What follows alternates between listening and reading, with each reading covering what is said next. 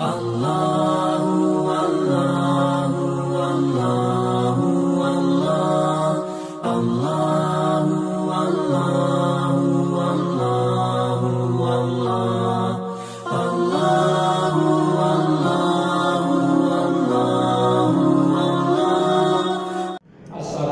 warahmatullahi wabarakatuh. Alhamdulillahilladzi hamdan katsiran mubarakan fihi mubarakan alaihi kama yuhibbu rabbuna wa yarda. Wa asyhadu an la ilaha illallah wahdahu la syarika lah wa asyhadu anna Muhammadan abduhu wa rasuluhu la nabiyya ba'dah. Allahumma shalli wa sallim ala Muhammad wa ala alihi wa ashabihi ajma'in wa ba'd. Hadirin jamaah sekalian, pada kesempatan ini sebetulnya sebagaimana putaran dalam sebulan sekali kita mengikuti kajian kuliah subuh atau pada subuh, hanya untuk kali ini kita lebih khusus kita hadirkan Ustaz dan kesediaan waktunya dalam pada maghrib. Beliau adalah Ustaz Trias Moro Kurniawan LC. Beliau datang dari Sukoharjo. Beliau aktif di pengasuh dan mengajar di Pondok Pesantren Ma'had Darus Syahadat Sukoharjo. Kemudian beliau sebulan sekali juga hadir di gereja keluarga Sakinah di Bekasi. Beliau pakarnya dalam masalah-masalah rumah tangga. Maka pada kesempatan ini jamaah sekalian sengaja kita ambil tema bagaimana membina keluarga sakinah mawaddah warahmah, yang rata-rata untuk tiga kalimat ini kita sudah mengetahui. Jamaah sekalian, untuk persingkat waktu dan insyaallah beliau akan menyampaikan pemaparan sampai adzan Isya. Kemudian kita jeda waktu sholat Isya. Setelah itu pada sholat Isya kita buka tanya jawab, konsultasi, dipersilakan. Kita sediakan waktu kira-kira 30 menit setelah Isya. Demikian ya mas sekalian, kita awali sama-sama dengan baca basmalah. Bismillahirrahmanirrahim. Kepada Ustaz falyatafadhal.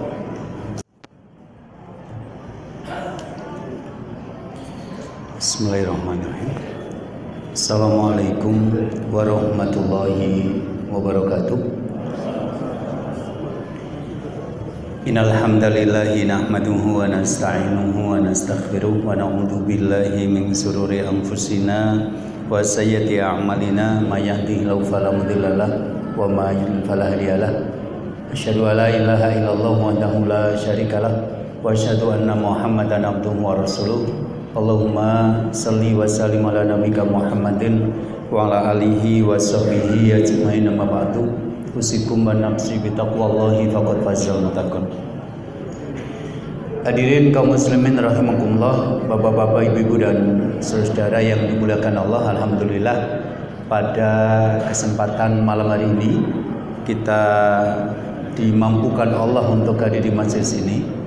Kita akan mencoba bersama-sama mengkaji satu tema yang sangat penting, karena ini tema tentang keluarga, dekat dengan kehidupan kita sehari-hari. Tetapi tema ini banyak dilupakan dan banyak diabaikan. Banyak sekali orang-orang yang melangkah ke jenjang pernikahan ternyata tidak punya modal yang cukup secara ilmu tentang bagaimana pemahaman keluarga sakinah dan bagaimana cara-cara untuk mengelolanya dengan baik. Tema kita pada malam hari ini adalah menggapai sakinah di dalam keluarga. Jadi bagaimana caranya menghadirkan sakinah itu di dalam keluarga kita. Saya menjadi konsultan keluarga sudah sekitar 14 tahun. Jadi selama itu saya sudah bertemu dengan ribuan kasus, ribuan masalah. Dan dari masalah-masalah yang muncul itu saya mencoba untuk memetakan kira-kira kalau ini dibuat seperti jurus silat itu kira-kira jurus apa yang mematikan lawan.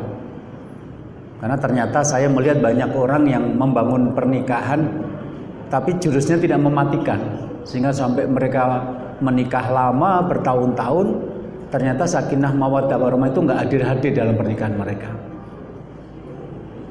Nah, ada beberapa jurus sederhana yang nanti akan saya sampaikan, dan seperti saya katakan tadi, justru karena sederhana ini banyak diabaikan orang.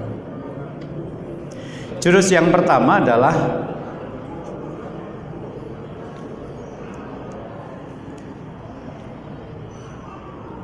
ridho.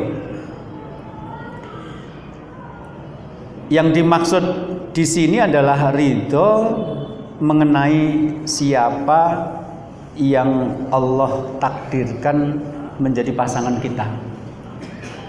Jadi Anda kalau punyanya kipas angin, ya udah terima aja bahwa kita punyanya kipas angin. Jangan berharap punya AC, meskipun sepertinya lebih enak, tapi kalau itu cuma dalam bayangan, nggak kenyataan, itu jadi sakit hati. Sama, siapa yang Allah takdirkan menjadi istri kita atau menjadi suami kita, itu sebenarnya merupakan bagian dari takdir itu, karena ketika kita sudah menerima apa yang ditakdirkan Allah, kita belajar untuk bisa mensyukurinya. Pada suatu hari, sahabat Salman Al-Farisi pengen menikah. Dia tertarik dengan seorang perempuan dari Bani Laith, tapi tidak berani melamar sendiri. Akhirnya minta tolong kepada sahabat Abu Darda, penduduk lokal, penduduk Madinah yang dipersaudarakan Rasulullah dengan Salman Al-Farisi. Abu Darda menyetujui keinginan itu. Akhirnya dia berangkat ke rumah perempuan dari Bani Laith itu bersama Salman Al-Farisi. Kemudian Salman menunggu di luar, dan kemudian Abu Darda masuk ke dalam, memperkenalkan diri, kemudian menyampaikan maksud kedatangannya, yaitu melamar putri tuan rumah, tapi bukan untuk dirinya, untuk sahabat dan saudaranya, yaitu Salman Al-Farisi yang menunggu di luar. Kemudian Abu Darda menceritakan tentang kelebihan-kelebihan Salman. Dia sabiqunal awalun, sahabat Nabi terkemuka, orangnya pinter, mulia. Begitu selesai, ternyata bapak dari perempuan ini mengatakan, amma Salmanu fala nuzawiju walakinna nuzawijuka. Kalau untuk Salman, maaf, saya tidak bisa menikahkan anak saya dengannya, tapi kalau Anda berkenan, Anda saja.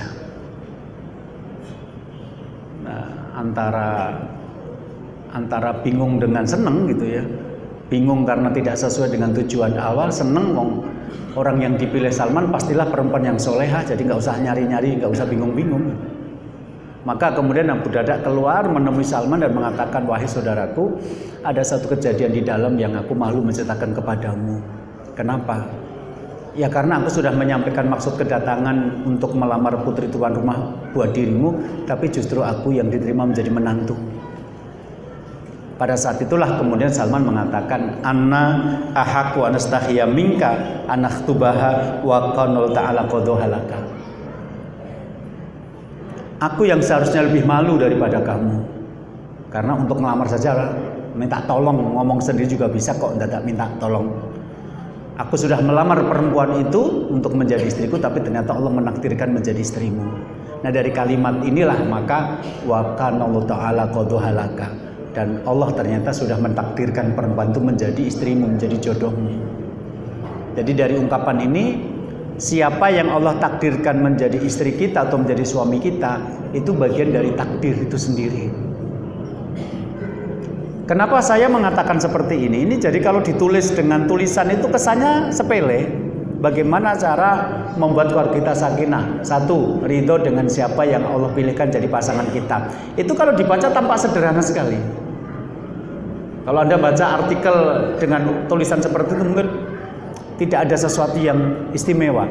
Tapi sungguh ini merupakan kesimpulan dari 14 tahun menjadi konsultan pernikahan itu. Ternyata banyak sekali orang-orang yang menikah, tapi di dalam hatinya belum bisa menerima kenyataan bahwa pasangannya adalah yang sekarang. Jadi masih banyak orang-orang yang belum bisa menerima bahwa pasangannya adalah yang sekarang ini. Hatta mereka sudah punya anak 1, 2, 3, itu sering bertanya, kok kamu tuh yang jadi istriku gitu loh. Jadi seolah-olah itu harusnya ganti orang, bukan yang sekarang gitu.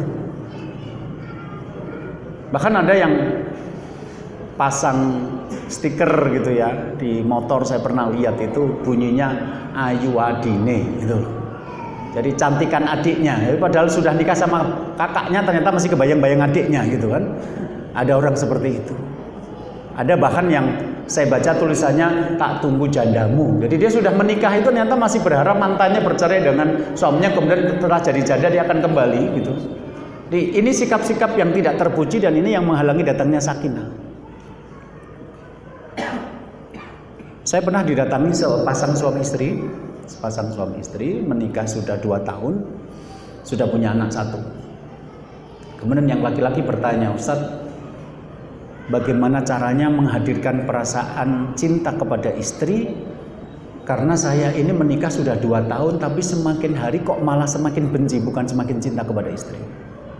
Ada nggak yang hadir malam ini yang setelah menikah sekian tahun sama istrinya atau sama suaminya bukan semakin cinta malah semakin jengkel gitu, ada nggak gitu? Oh banyak. Oke. Saya tanya, kenapa kamu makin hari makin jengkel sama istrimu? Gini Ustaz, kalau orang Solo bilang datnyeng, mudi. Jadi kalau pas hatinya sedang seneng gitu ya, dia masak, dia bersih-bersih rumah, dia cuci baju, dia setrika. Tapi kalau pas sedang nyeng itu ya malas melakukan apa-apa. Jadi kadang-kadang saya sampai di rumah capek-capek, istri saya nggak menyambut dengan senyum. Saya udah sampai rumah capek-capek, ternyata teh hangat tidak ada.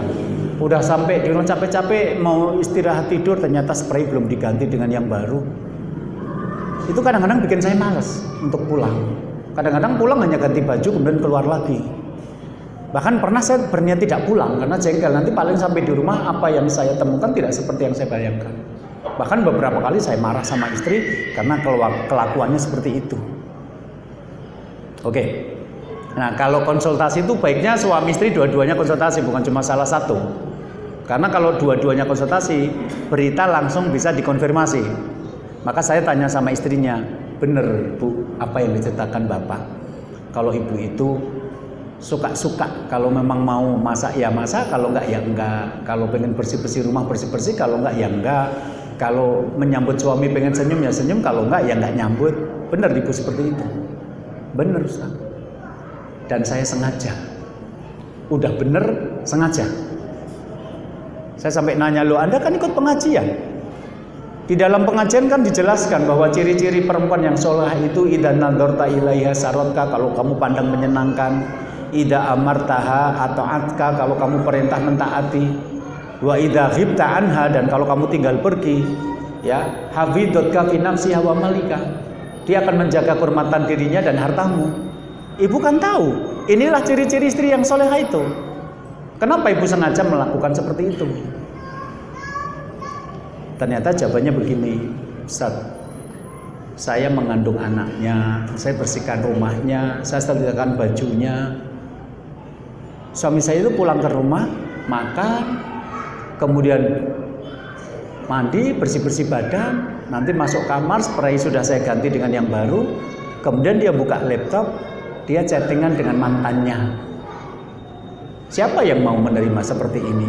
Maka saya ngomong sama suami, kalau kamu masih mau dengan saya, tinggalkan mantanmu.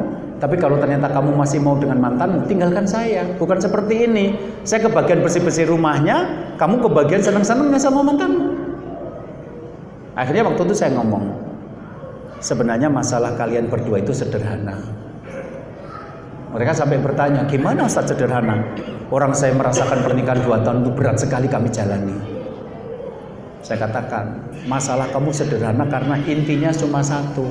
Kamu belum bisa menerima kenyataan bahwa istrimu adalah yang ini, yang dipilihkan itu yang ini, bukan yang mantan itu.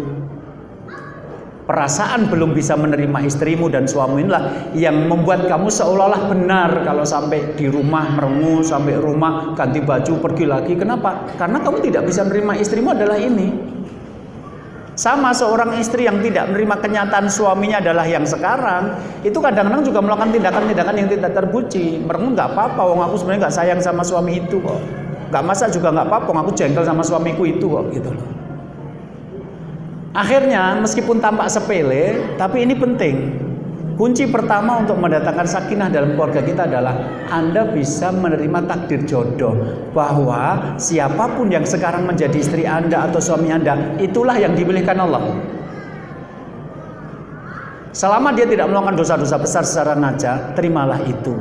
Irdo bima kosong takun agnanas.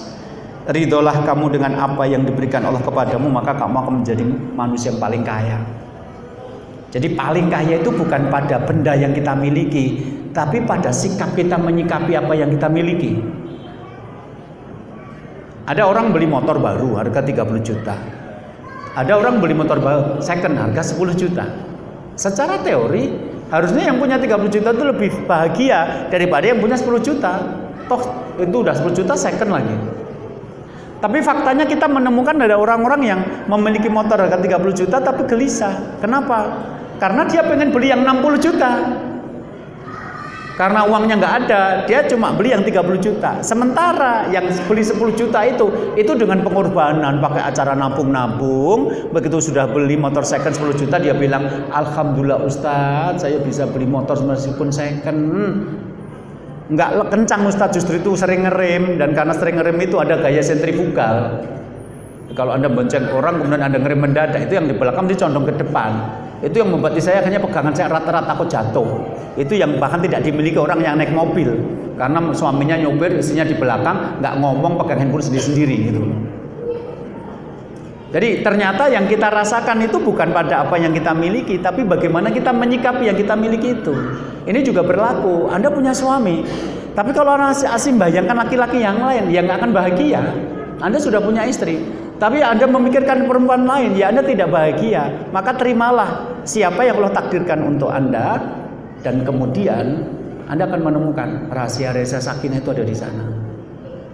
Maka saya bilang sama mereka berdua, mulai sekarang terimalah kenyataan suamimu adalah ini, istrimu ini, lupakan semua mantan. Ya, karena saya kemarin juga habis pengajian ngikuti satu truk itu, ternyata tulisan di belakangnya terbayang-bayang mantan. Ya Allah, mudah-mudahan amnesia orangnya gitu ya, udah punya anak, punya istri, tapi masih kebayang-bayang mantan. Dan beberapa tahun saya menjadi konsultan keluarga, ternyata habis lebaran itu kasus perceraian lumayan banyak.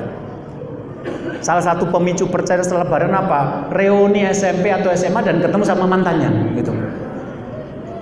Nah setelah ketemu sama mantannya itu ternyata goyang. Akhirnya CLBK, cucian lama belum kering, masih basah-basah berjamur gitu. Akhirnya terjadi banyak. Hampir setiap tahun saya setelah acara-acara reuni itu mesti ada yang cerita-cerita kasus-kasus pernikahan yang menjadi kacau gara-gara teringat mantan. Berarti nggak boleh ikut reuni Ustadz? Boleh. Tapi orang yang ikut reuni itu ada catatannya. Yang boleh ikut reuni adalah mereka yang sudah mendengar kabar mantannya meninggal dunia. Jadi nanti kalau dia reuni ya sudah, nggak ada yang perlu ditemui. Tapi kalau masih dan Anda dalam keadaan sedang bermasalah dengan pasangan Anda, percayalah godaan mantan itu besar. Ya, walau alam. Jadi ini sederhana dalam tulisan, tapi ini berat dalam menjalani loh. Saya percaya di sini masih ada yang seperti itu. Jadi jangan-jangan Anda sudah menikah, Anda sudah punya anak, tapi di dalam hati Anda itu masih, kok ini toh yang jadi istriku, kok ini kok yang jadi suamiku, kenapa bukan orang lain gitu loh. Nah perasaan itu yang menghalangi datangnya sakinah dalam keluarga Anda. Jadi nanti pulang dari sini, pandang istri Anda, pandang suami Anda, dan katakan kepadanya, ternyata engkau jodohku gitu loh. Jadi selama ini Anda lupa, sekarang baru sadar gitu. Ini sekali lagi tampak sepele, tapi memang begitu. Saya menemukan banyak sekali rumah tangga bermasalah yang ternyata kalau kita urut-urutkan itu persoalannya cuma satu, mereka belum bisa menerima kenyataan bahwa pasangannya adalah yang sekarang ini. Nah yang kedua, ini adalah perkataannya istri Sureh Al-Qadi. Ini ada cerita tentang istri Sureh Al-Qadi. Jadi ceritanya Al-Qadi itu, Qadi Sureh, pada suatu hari habis takziah, kemudian pengen pulang. Nah dia melewati perkampungan Bani Tamim dan tiba-tiba merasa lapar, merasa haus. Nah kita tahu bahwa Muslim itu ajarannya adalah ikramud duyuf, kalau punya tamu kita muliakan. Maka waktu itu Surah Al-Qadi berpikir kalau saya bertamu ke satu rumah, insya Allah saya akan dapat minum dari situ. Nah, begitu dia melihat ada dua perempuan sudah duduk di pinggir jalan, kemudian dia datang ke situ untuk bertamu. Ternyata itu dua perempuan, yang satu sudah setengah baya, yang satu masih muda. Begitu kedatangan tamu, maka yang tua itu ngomong sama yang muda, kita kedatangan tamu, kamu siapkan minum untuk menjamunya. Akhirnya disiapkan. Begitu sudah disiapkan minuman, kemudian dihidangkan, perempuan muda itu berbalik arah. Akhirnya wajahnya kelihatan dan ternyata cantik banget. Begitu melihat wajah yang cantik itu, Surah Al-Qadi kemudian love at the first sight, jatuh cinta pada pandangan pertama. Akhirnya dia mengatakan, ini siapa? Anak saya. Masih kosong atau sudah isi? Maksudnya masih menjomblo atau sudah menikah? Masih kosong. Boleh saya lamar? Boleh. Begitu dilamar, hari itu juga diadakan acara pernikahan. Jadi nggak perlu syarat-syarat administrasi 2 minggu di KUA, nggak ada. Waktu itu nggak ada KUA. Nah, malamnya Surah Al-Qadi sudah menunggu di rumah, istrinya diantar. Kemudian Surah Al-Qadi sholat dulu 2 rakaat. Nah, setelah selesai 2 rakaat, kemudian dia menoleh ke belakang, ternyata istrinya juga ikut sholat 2 rakaat. Nah, ketika Surah Al-Qadi sudah mulai buka baju mau melakukan hubungan suami istri, istrinya mengatakan, mahlan ya Abu Sumayyah, pelan-pelan wahai Abu Sumayyah, enggak sekarang, saya pengen ngomong dulu. Anda bisa bayangkan, malam pertama nggak harus langsung action, bisa rundingan dulu juga bisa gitu. Nah, kemudian Surah Al-Qadi memberikan kesempatan kepada istrinya, kamu mau ngomong apa? Nah, salah satu yang diomongkan yang saya tulis di sini. Fa innahu qad kana laka fi qaumika man tatazawwaj minha wa kana fi qaumi man atazawwaj minhu walakin idza qadal amrun kana maf'ula. Ada laki-laki di kaum saya yang mungkin bisa saya pilih jadi suami. Ada perempuan di kaum Anda yang bisa Anda pilih jadi istri. Jadi kalau orang Jawa nikah dengan orang Jawa itu tidak terjadi gegar budaya. Kalau orang Betawi nikah dengan orang Betawi tidak terjadi gegar budaya, karena beda budaya kadang-kadang melahirkan selera makan yang berbeda, melahirkan adat istiadat yang berbeda, melahirkan kebudayaan yang berbeda. Saya punya teman dari Jawa nikah sama ahwat dari Maluku, dari Ambon sana, nggak ada masalah. Sampai suatu ketika teman saya ini pergi ke sana ke tempat mertuanya dan terjadilah masalah itu. Apa? Habis sholat subuh ternyata tidak ada nasi, adanya pisang goreng sama kopi. Makanan berat itu muncul nanti jam 10. Itu pun bukan nasi, sagu. Orang yang nggak biasa makan sagu berasa makan lem. Nah, padahal kalau di Solo jam 6 pagi soto sudah ada, pecel sudah ada, timbul sudah ada. Menunggu sampai jam 10 itu perutnya lapar. Tapi perasaan tuan rumah juga tidak merasa bersalah karena itu adat istiadat mereka. Kalau habis sholat subuh itu ya kopi sama pisang goreng, makannya nanti jam 10. Itu baru adat istiadat makan, belum yang lain. Makanya di sini kalimatnya ada laki-laki dari kaum saya yang bisa menikah dengan saya jadi suami. Artinya menikah dengan orang yang satu suku itu lebih mudah untuk beradaptasi. Ada perempuan di kaum Anda yang bisa Anda pilih jadi istri. Jadi secara logika saya pilih orang dari kaum saya, Anda pilih orang dari kaum Anda. Walakin idza qadahu amron kana maf'ula. Jika Allah sudah menakdirkan sesuatu itu terjadi, maka terjadilah. Jadi secara tidak langsung isinya Surah Al-Qadi di malam pertama mengatakan aku dan kamu menikah. Itu karena Allah menakdirkan menjadi pasangan suami istri. Nah, memahami bahwa ini takdir Allah itu menjadi penting. Sebab nanti kalau ada masalah rumah tangga, mereka bisa dialog. Aku yang salah, kamu yang salah, atau kita berdua salah. Sehingga dicari apa kewajiban-kewajiban sebagai istri yang tidak kamu lakukan, apa kewajiban-kewajiban sebagai suami yang tidak aku lakukan. Ketemunya nanti di situ, ada kesalahan yang dilakukan. Tapi kalau orang tidak menerima konsep takdir jodoh ini, kadang-kadang mencari kambing hitam. Begitu mereka nanti ada masalah, makanya benar kata teman saya, kenapa? Kita sering bertengkar, karena aku bintangnya Virgo, kamu Capricornus, kan jadi aneh gitu loh. Apa hubungannya? Makanya kakekku dulu waktu nikah dengan kamu nggak ngizinkan. Kenapa? Saya tuh selosologi kamu kemis pahing. Apa hubungannya gitu kan? Nah, orang-orang yang berpikir seperti ini akhirnya jadi klenik. Begitu sering bertengkar, nanti ganti nama. Begitu sering bertempar, ruatan gitu yang dituju. Tapi kalau ini Allah menakdirkan, begitu ada masalah, karena kamu melanggar syariat, aku juga melanggar syariat, ayo kita cari pelanggaran di mana, kita benahi.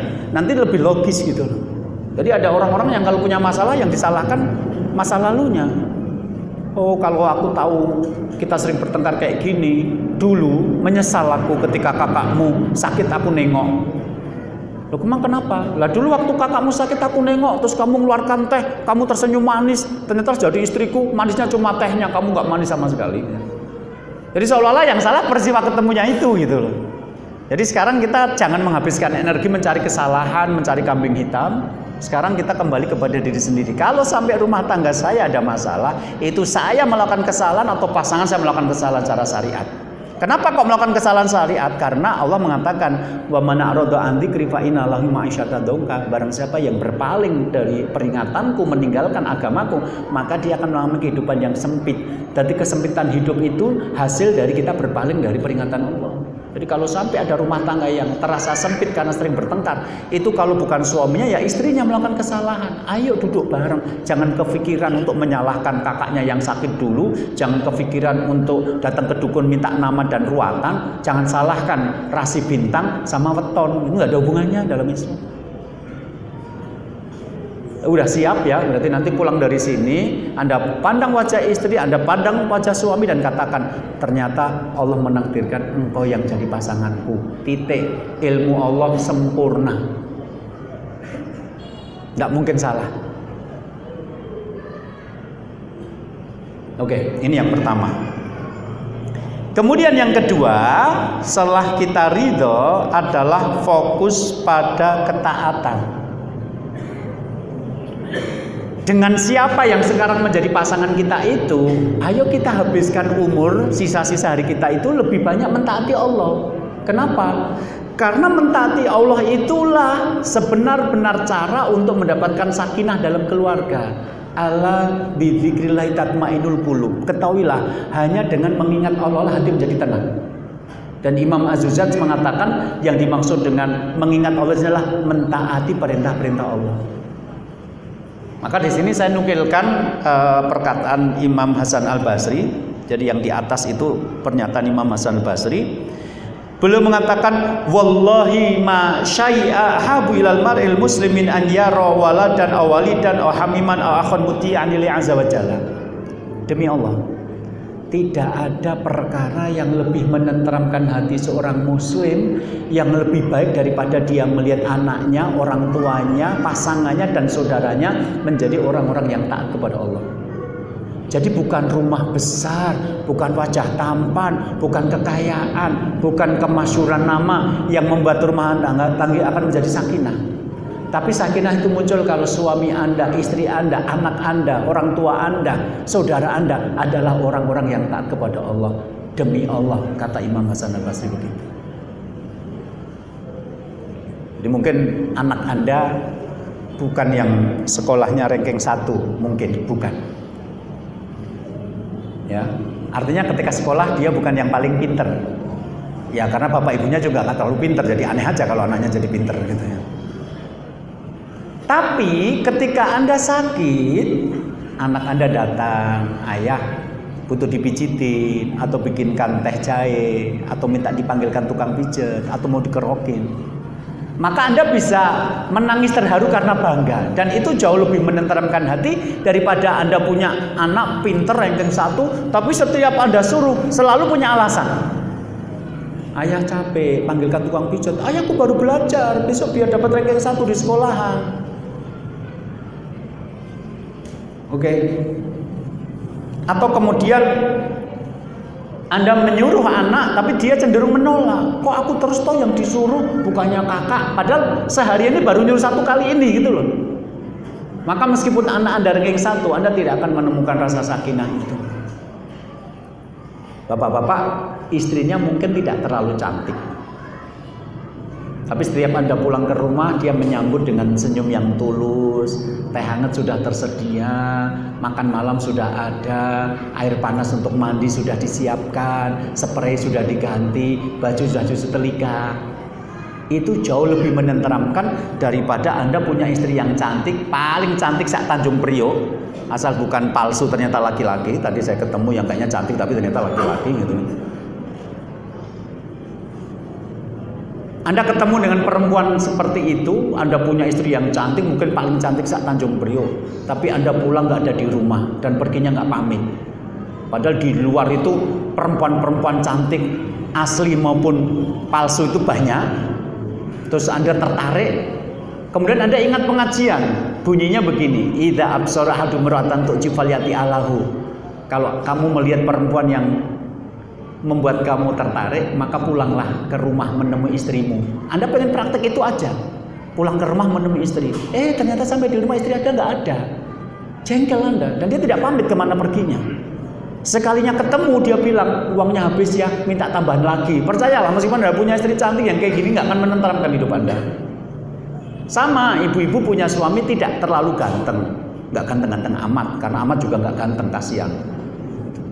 Terus tapi setiap kali dia selesai kerja langsung pulang ke rumah, begitu mendengar panggilan adzan langsung berangkat ke masjid, begitu ada uang ngasih belanja sama istrinya, di rumah bantu pekerjaan-pekerjaan rumah semampu dia, ada waktu buat ngobrol dengan anak-anak dan bermain. Itu jauh lebih menenteramkan daripada Anda punya suami yang super ganteng tapi jarang pulang.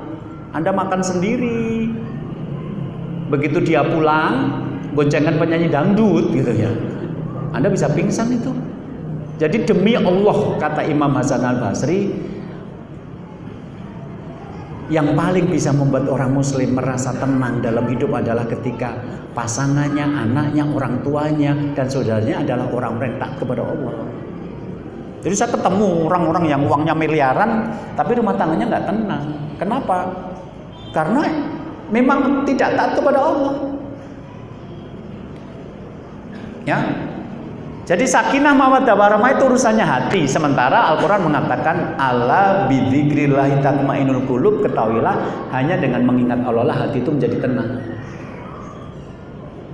Yang kedua, inilah sebenarnya arti dari firman Allah, ku anfusakum wa ahlikum naro, jagalah dirimu dan keluargamu dari api neraka. Bagaimana cara menjaga keluarga dari api neraka? Bangun rumah megah, bangun kunci pakai alarm, kunci kombinasi, ada listrik biar orang kalau masuk kesetrum, pasang security, bukan. Kalau Anda membaca tafsir-tafsir para ulama tentang ku anfusakum wa ahlikum naro, jagalah dirimu dan keluargamu dari api neraka, itu semuanya mengarah kepada satu kata, jadikan keluargamu orang yang taat kepada Allah. Jadi suami yang taat kepada Allah, istri yang taat kepada Allah, anak yang taat kepada Allah, itulah yang menjadi sumber ketenteraman hati. Itulah arti dari ku anfusakum wa ahlikum naro. Kemudian sakinah mawaddah warahmah itu urusannya di dalam hati, dan karena dosa itulah yang membuat hidup menjadi gelisah. Satu hari Rasul pernah ditanya oleh sahabat An-Nawas bin Sam'an, mal ithmu ya Rasulullah, dosa itu apa wahai Rasulullah? Dosa itu apa? Maka Rasul mengatakan al ithmu mahaka fi sadrika, dosa itu adalah sesuatu yang menggelisahkan hatimu. Wa karih tayotoli alainas, dan kamu tidak suka orang lain mengetahuinya. Jadi dari jawaban Rasul ini ternyata ada dua. Satu, dosa itulah sumber kegelisahan hidup. Jadi Anda jangan bayangkan kalau nanti rumah Anda banyak uang, rumahnya besar, punya kolam renang, maka rumah tangga akan lebih sakinah daripada yang rumahnya kecil. Enggak. Dosa itu membuat Anda gelisah, merasa bersalah. Coba, enggak usah yang dosa deh, benar tapi terlambat. Anda bangun jam 5 pagi dan Anda ternyata belum sholat subuh. Kamar mandi ada di belakang, bukan di kamar. Itu Anda mau ngambil air wudhu untuk sholat, itu Anda tidak salah. Wong Anda bangunnya memang kesiangan. Itu Anda mau ngambil air wudhu, itu nengok-nengok kanan kiri kok. Takut orang lihat. Padahal Anda tidak salah loh, bilang aja saya bangun terlambat gitu. Begitu orang kanan kiri nggak ada yang lihat, Anda langsung ambil air wudhu. Begitu air wudhu, pas Anda ambil, tetangga Anda lewat, kemudian mengatakan telat ya, baru bangun jam sekian. Anda bilang, enggak, aku baru cuci muka. Siapa bilang wudhu? Anda ingin menyembunyikan, itu tidak salah, itu tidak tepat waktu saja. Anda merasa tidak pantas diketahui orang. Nah tadi nggak sholat di masjid, ya kan sholat tidak harus ke masjid. Masjid kan bukan cuma di tempat kamu, tempatnya juga ada. Intinya menyembunyikan dosa agar orang tidak tahu. Gitu. Sampai segitunya Fudail bin Iyad sampai mengatakan inilah asyallah fa'arifu dzalika fi khuluqi khadimi wa himari wa mar'ati wa fa'ri baiti. Kalau aku berbuat dosa kepada Allah, maka aku langsung bisa melihat pengaruhnya pada sikap kuda tungganganku, ya, keledai tungganganku, sikap pembantuku, sikap istriku, bahkan munculnya tikus di rumahku. Jadi kalau kelompoknya Fudail bin Iyad gitu, begitu lihat tikus di rumah biasanya nggak ada, kok ada, langsung astagfirullah, aku habis dosa apa ya? Biasanya naik keledai langsung berangkat, ini kok pakai jerum dulu, wah ini aku dosa apa ya? Biasanya manggil pembantu langsung mau datang, kok ini agak lama baru datang ya? Biasanya pulang ke rumah istrinya senyum, ini kok merengut ya? Itu kalau Anda aliran Fudail bin Iyad langsung bertanya, aku habis dosa apa ya? Tapi kalau model-model dablek kayak kita yang sudah hatinya mengeras gitu, itu kalau ada muncul tikus ya, ini sudah banyak tikus, musim tikus, tidak ada hubungannya dengan dosa kita. Padahal kalau Fudail bin Iyad mengatakan itu berhubungan. Jadi dengan orang yang hari ini Allah takdirkan menjadi pasangan kita, maka ayo kita isi akhir hidup kita dengan banyak-banyak melakukan ketaatan kepada Allah. Saya pernah waktu itu ngisi di radio, jadi salah satu kegiatan saya adalah jadi narasumber di salah satu radio dakwah di Solo. Ada yang nanya begini, Ustadz, bapak saya penghasilannya 2 juta sebulan, tapi ibu saya cuma dikasih 500.000. Kira-kira ibu saya boleh nggak meminta tambahan uang belanja? Ya, bapak saya pensiunan, ya. Gaji pensiunannya 2 juta sebulan, tapi ibu saya cuma dikasih 500.000. Bolehkah ibu saya minta tambahan uang belanja? Kalau saya tanya ke pengajian begini, ibu-ibu langsung menjawab keras, boleh gitu, karena sesama perempuan. Maka waktu saya jawabnya begini, tergantung. Kalau 500.000 itu untuk pegangan saja, kemudian yang lain sudah dicukupi, bapak beras bapak yang beli, lauk bapak yang beli, listrik bapak yang bayar, SPP anak-anak bapak yang bayar, nggak usah minta tambahan.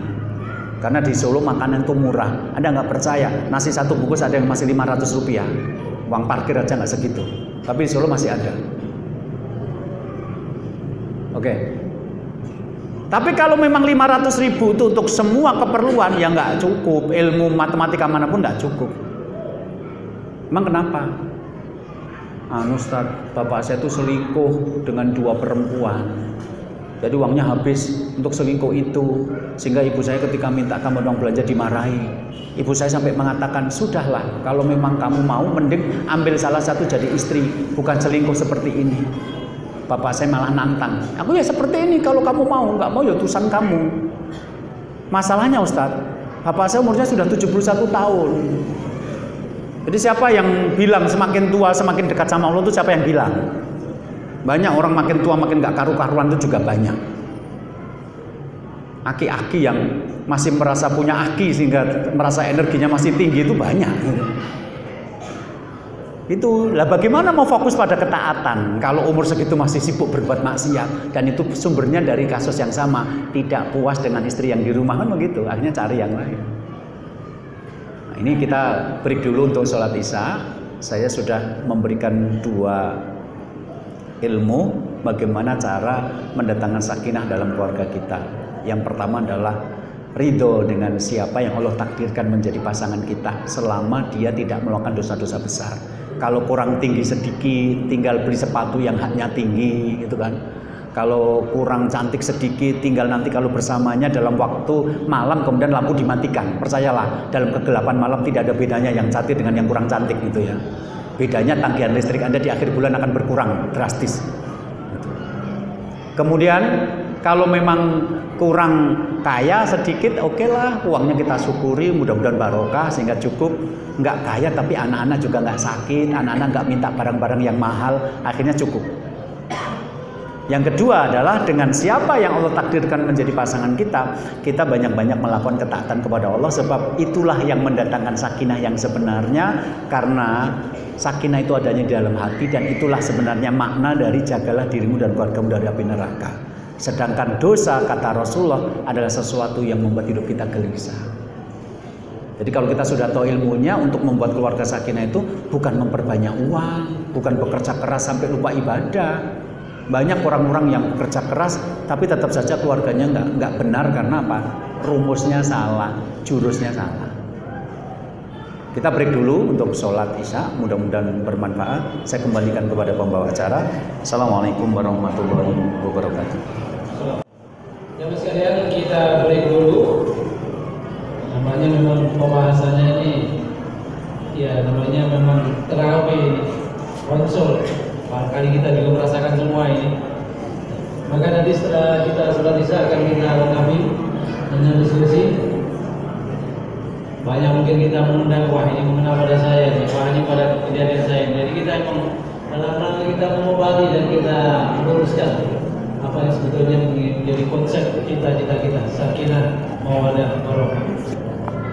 Kira-kira 3 menit lagi kita mengarahkan, dan bagi yang persiapan wudhu dipersilakan untuk nanti setelah sholat isya, kemudian bisa ba'diyah atau mungkin bisa juga langsung dengan singkatnya waktu, tapi memang ya sholat isya ditutup dengan ba'diyah, mungkin dikirnya mungkin kita singkat saja sambil dulu mendengarkan kajian kita sambil diri dikir.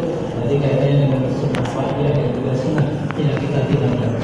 Kemudian jamaah sekalian, kita break dahulu. Terima kasih. Assalamualaikum warahmatullahi wabarakatuh. Assalamualaikum warahmatullahi wabarakatuh. Alhamdulillah, wassalatu wassalamu ala Rasulillah wa ala alihi wa sahbihi wa mawala ba'du. Usikum wa nafsi bittaqwallah wa nu'adihi la'alakum tuflihun.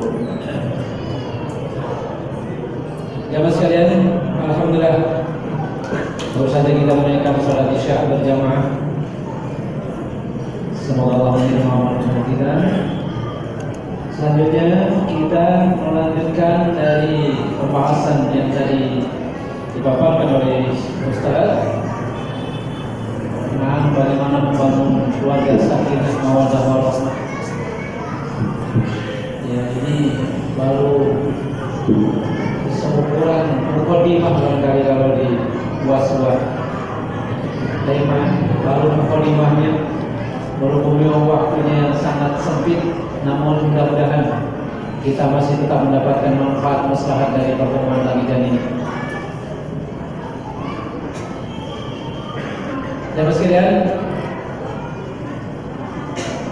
tadi kami sampaikan bahwa selepas sisa ini kita akan berdiskusi atau memaparkan, menyampaikan hal-hal yang perlu kita pertanyakan, namun nampaknya Ustaz masih mau melengkapi beberapa poin-poin yang supaya nanti ketika berpisah dengan kita beliau juga tidak penasaran.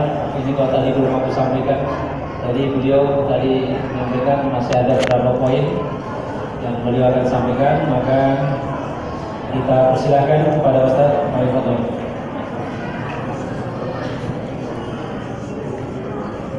Bismillahirrahmanirrahim.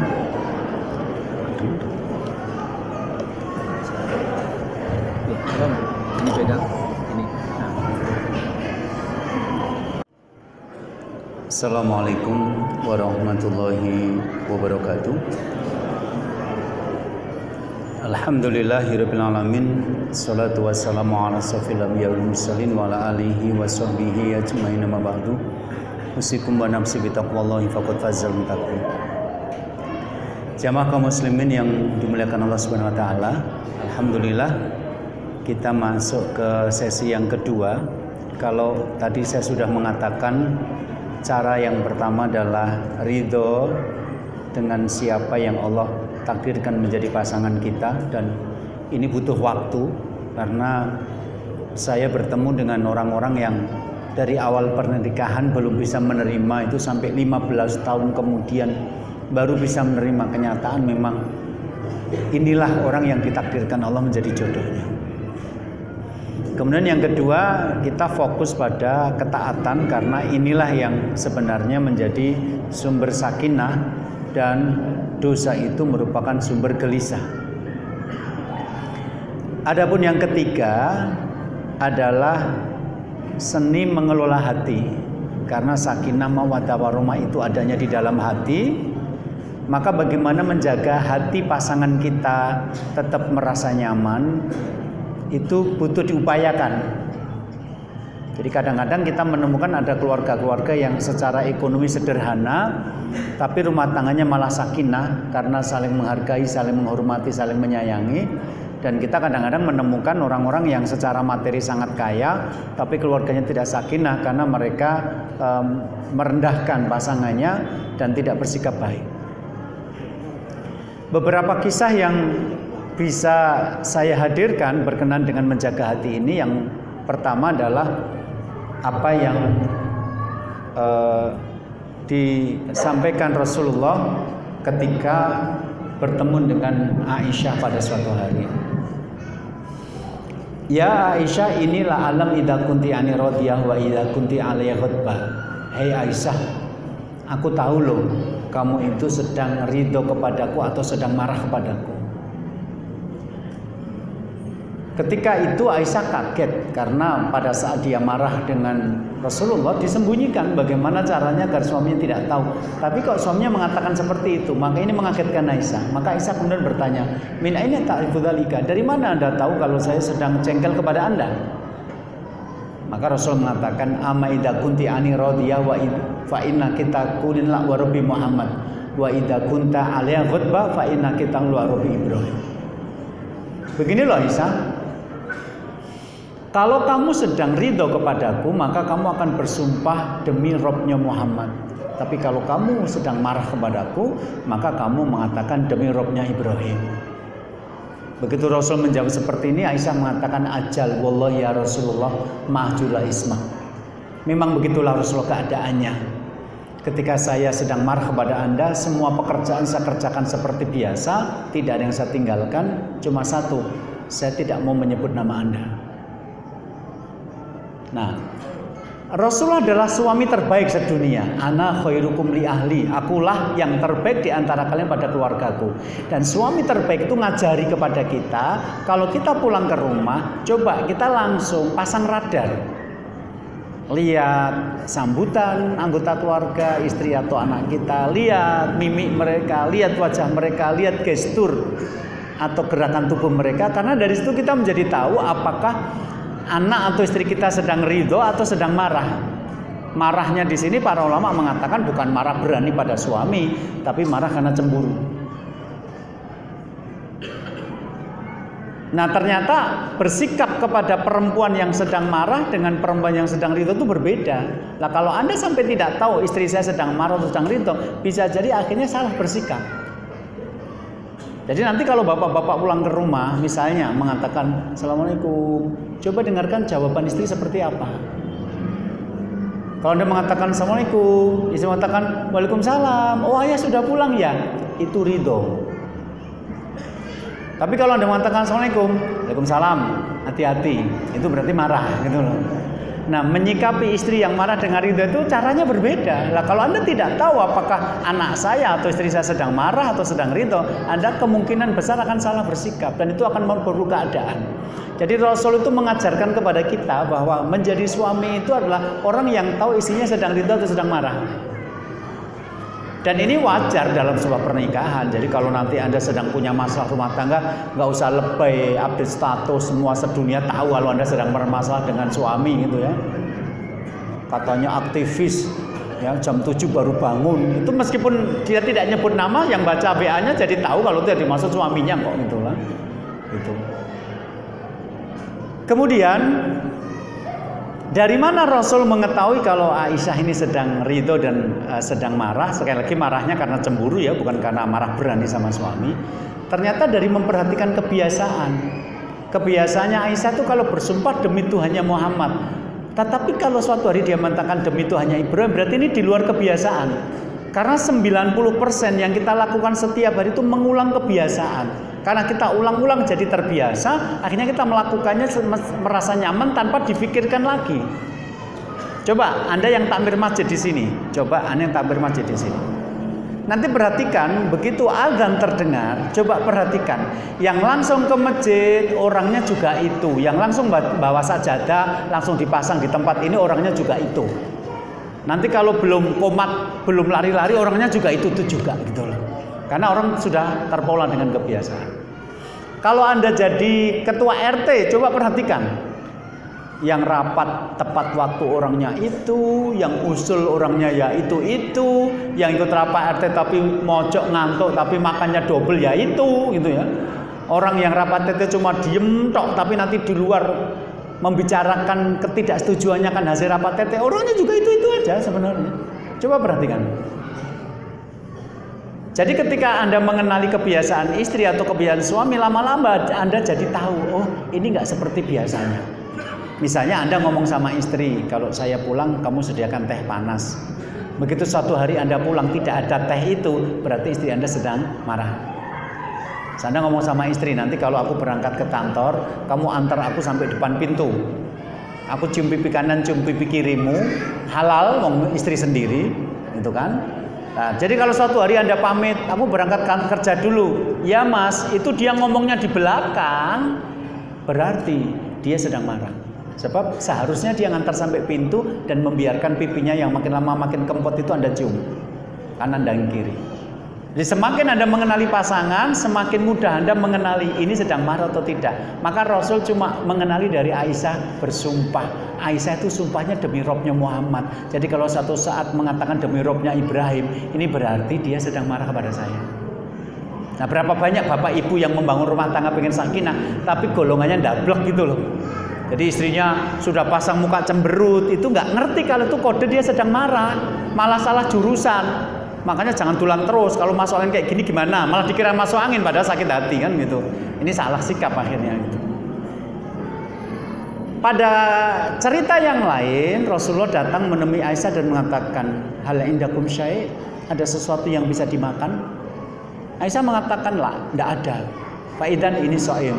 Kalau nggak ada ya sudah, hari ini aku puasa. Sampai suatu hari Aisyah mendapatkan makanan dari tetangga, namanya hais, itu makanan kesukaan Rasulullah. Fakhobatulahu minhu, kata Aisyah, maka aku simpan sebagian dari makanan itu untuk suamiku. Begitu Rasul datang, Aisyah menghidangkan makanan itu. Dia mengatakan, Rasulullah, kita dikasih hadiah tetangga hais dan saya simpan untuk Anda. Ini saya hidangkan. Kata Rasulullah, adni yakilu minhu, bawa ke sini, aku mau makan. Begitu selesai makan, Rasul mengatakan, qad asbahtu wa ana shaim. Sebenarnya pagi ini tadi aku puasa. Tapi puasa sunnah itu seperti orang sedekah, diteruskan boleh, diputus boleh, dan aku memilih untuk memutusnya. Anda bisa bayangkan sebagaimana suami itu seperti Rasulullah. Ada makanan? Nggak ada, ya udah saya puasa. Oh ini ada makanan Rasul, ya udah tak makan. Begitu selesai makan, sebenarnya puasa loh aku, tapi tak batalkan buat kamu gitu loh. Jadi bagaimana Rasul menjaga perasaan Aisyah? Karena ada tetangga Anda namanya bisa jaja sama-sama Muhammad, tapi nggak ngerti ilmunya gitu loh. Begitu datang ke rumah ada makanan, nggak ada. Kok bisa nggak ada makanan? Lah istrinya kan bingung lah. Kamu terakhir ngasih uang belanja tahun berapa? Oh nggak pernah ngasih uang belanja, minta makanan gitu kan. Tapi begitu istrinya ini ada makanan, silahkan makan. Kamu itu loh, ada orang puasa malah dikasih makanan. Ini sama-sama namanya Muhammad tapi beda kelakuan gitu loh. Yang satu ori, yang satu KW masalahnya gitu ya. Jadi Rasulullah itu betul-betul menjaga perasaan istrinya. Jadi ketika ada makanan, nggak ada. Laki-laki yang cerdas langsung menyimpulkan, berarti nafkahku sudah habis, bukan marah-marah. Tapi begitu istrinya memberikan makanan, dibatalkanlah puasa sunnahnya Rasulullah itu untuk menjaga perasaan istri yang sudah nyimpen makanan itu.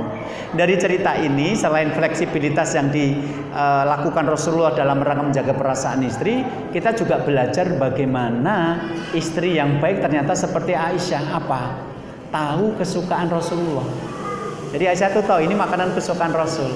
Jadi istri yang baik itu tahu apa saja yang disukai suaminya, makanan, pakaian, kemudian minuman, sikap, kata-kata. Nanti kalau aku ngomong gini suamiku marah, kalau aku diem kayak gini suamiku marah, berarti aku tidak boleh ngomong seperti itu dan tidak boleh bersikap seperti itu. Ini yang nanti akan membantu mewujudkan terwujudnya keluarga sakinah. Dari kisah ini kita juga tahu tentang sikap perempuan dan laki-laki dalam masalah makan ternyata berbeda. Jadi ternyata perempuan itu kalau masalah makanan itu ingat suami, ingat anak. Tetapi kalau laki-laki punya makanan itu nggak ingat istri. Makanya Aisyah itu begitu dapat makanan dari tetangga, dia mengatakan fakhubbatu lahu minhu wa kana yuhibbul lahis. Aku simpan makanan itu untuk suamiku tercinta Rasulullah karena aku tahu beliau menyukainya. Ini selain menunjukkan bahwa istri yang baik adalah yang tahu apa saja yang disenangi suaminya soal makanan, minuman, sikap, kata-kata. Sementara dari riwayat ini juga menunjukkan bahwa istri yang baik itu adalah istri perempuan secara umum itu adalah perempuan ketika masalah makanan itu ingat suami dan ingat anak. Jadi Anda nanti kalau datang ke restoran, makan sudah dibayar, kemudian masih sisa, itu jangan kaget kalau istri Anda dengan gagahnya minta untuk dibungkus dibawa pulang gitu loh. Nanti ada pengajian, ada snack, ada roti, kalau bapak-bapak nggak suka langsung ditaruh, nggak dibawa pulang. Tapi kalau ibu tetap bawa pulang, siapa tahu cucunya tuh anaknya tuh suka gitu loh. Dan saya pernah punya tamu, ya di restoran sudah dibayar, ternyata dibungkus pulang meskipun hanya sambal karena waktu itu Lombok memang mahal gitu loh. Jadi perempuan itu memperhatikan makanan dan perempuan itu kalau punya makanan ingat suami, ingat anak. Tapi kalau laki-laki itu punya makanan nggak ingat anak, nggak ingat istri, udah nggak ingat kadang-kadang pamer. Ya. Dalilnya apa Ustaz? Dalilnya perkataan Rasulullah ketika ditanya oleh sahabat Muawiyah, apa kewajiban suami kepada istri? Kata Rasul, antut ima idza ta'imta. Kamu masih makan istrimu kalau kamu makan. Kamu kasih makan istrimu kalau kamu makan. Berarti hadis Nabi menunjukkan laki-laki itu kalau makan seringkali tidak ingat istri. Maka Rasul mengatakan kalau kamu makan, kasih juga istrimu makan. Coba. Ya, dari riwayat ini. Ini tadi Rasulullah laki-laki yang menjaga perasaan istri. Kemudian saya cerita tentang perempuan yang menjaga perasaan suami, namanya Ummu Sulaim. Ummu Sulaim itu menikah dengan laki-laki gagah namanya Abu Tholhah. Nah pada suatu hari Abu Tholhah itu berdagang keluar kota, kemudian meninggalkan anak yang sedang sakit. Dan hari ini Ummu Sulaim betul-betul dilema karena anaknya itu meninggal dunia, tapi dia mendengar kabar kalau rombongan dagang suaminya nanti malam sudah sampai rumah. Jadi bagaimana menyikapi anak yang meninggal dan bagaimana menyikapi suami yang baru pulang dari perjalanan jauh berminggu-minggu tidak ketemu keluarga, melintasi padang pasir dan kadang tidak nyaman. Tentu saja bukan langkah yang baik kalau nanti suami ke rumah langsung diberitahu tentang kematian suaminya, kematian anaknya.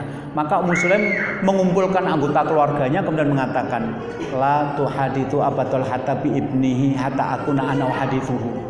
Jangan ada yang cerita kepada Abu Tholhah tentang kematian anaknya, biarkan aku nanti yang ngomong sendiri. Maka akhirnya anaknya dikuburkan. Dan ketika Abu Tholhah sampai di rumah tidak ada suasana pemakaman, semuanya biasa, normal. Ternyata itu hampir kejebak strategi ini karena Abu Tholhah kemudian bertanya, bagaimana kabar anak kita yang sakit kemarin? Ini hampir menjebak ini. Kemudian Ummu Sulaim dengan kecerdasannya menjawab tidak bohong tetapi tidak menimbulkan pertanyaan. Huwa askanu mimakana. Anakmu lebih tenang daripada sebelumnya. Ini nggak bohong karena orang mati itu lebih tenang daripada yang sakit kan betul. Dia lebih tenang daripada sebelumnya. Nah karena jawaban ini Abu Tholhah tidak melanjutkan pertanyaan. Akhirnya Ummu Sulaim menghidangkan makanan dan minuman. Karena yang membuat laki-laki marah pertama adalah karena lapar dan haus. Begitu selesai makan dan minum ditemani, akhirnya Ummu Sulaim dandan. Riwayat ini juga para ulama menjadikannya sebagai dasar bahwa pada aslinya istri itu berdandan untuk suaminya, bukan untuk suami orang. Pada suaminya orang juga. Bingung toh Anda gitu. Jadi ini dasar bahwa istri itu dandan untuk suami, bukan untuk suami orang. Nah karena sudah lama tidak ketemu dengan istri, istrinya cantik banget. Akhirnya Abu Tholhah mengajak Muslim untuk tidur bareng. Yang kedua yang membuat seorang suami bisa marah adalah ketika hasrat seksualnya tidak tersalurkan. Itu ibu-ibu harus belajar kayak gini. Jadi suami itu bisa marah, satu ketika lapar dan haus, yang kedua ketika suaminya hasrat seksualnya tidak tersalurkan dengan baik. Nah begitu sudah melakukan tidur bareng, akhirnya hal-hal yang membuat suaminya marah sudah diredam. Lapar hausnya sudah diatasi, tidurnya sudah ditangani. Nah disitulah Muslim kemudian baru membagi informasi. Mas, kalau seandainya ada satu kaum yang meminjamkan barang kepada keluarga kita dan sekarang meminta kembali barangnya itu, apakah boleh kita menahannya? Nggak boleh. Orang namanya barang pinjaman diminta ya dikembalikan. Begitulah. Anak kita adalah pinjaman Allah dan Allah sudah memintanya kembali. Fahtahsib ibnaka, maka mintalah pahala kepada Allah dengan bersikap sabar atas kematian anakmu itu. Semarah-marahnya Abu Talha karena tidak diberitakan udah mati itu nggak banting-banting, kemudian marah-marah, ditendangi semua, tidak. Abu Talha marah ditunjukkan dengan mendatangi Rasulullah, kemudian menceritakan kejadian itu. Rasul malah memuji sikap Ummu Sulaim dan kemudian bertanya, kalian tidur malam, tadi malam tidur bareng? Ya Rasulullah, mudah-mudahan barokah. Selang berapa waktu kedengaran kabar kalau Sulaim hamil, setelah itu anaknya ada 9 atau 10 yang semuanya hafal Al-Quran. Jadi ini bagaimana, Anda bisa bayangkan bagaimana seorang istri yang anaknya meninggal dan dikubur, itu masih bisa menemani suaminya makan, minum, masih menemani suaminya tidur loh. Coba istri Anda, anaknya meninggal dunia, itu sebulan gak melayani suami, masih sakit hatiku. Betul. Langsung dekati suami, langsung pakai PPO, biar PPO itu kan parfum yang artinya pergilah kau dari sisiku, wong baunya bau rumah sakit kayak gitu kan gitu.